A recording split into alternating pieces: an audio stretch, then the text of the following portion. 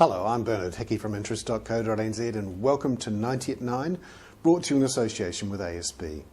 This is our morning briefing where you get everything you need to know in 90 seconds at 9 o'clock, starting now with news that Morningstar, the international funds management analyst group, says that New Zealand is the worst place in the world for fund investors. We've been given a D- in their international ratings. That's because our reports aren't transparent, there's little choice, and our tax system doesn't favour fund investors. Meanwhile, ING Property Trust, one of the biggest listed property trusts in New Zealand, has reported a $63 million loss and will reduce its payout. Meanwhile, APN, the Australian provincial newspaper group, which owns the New Zealand Herald and half of the News Talk ZB group, it's having to raise over $100 million to strengthen its balance sheet.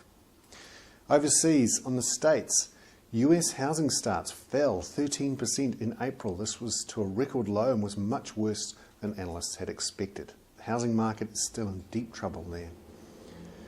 Meanwhile, in Australia, a timber, wine and cattle company that brought in billions of dollars from Australian investors has failed overnight. Great Southern failed after its banks refused to raise extra money for it.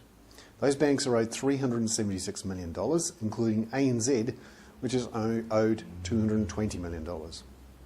I'm Bernard Hickey. That was 90 at 9, brought to you in association with ASB.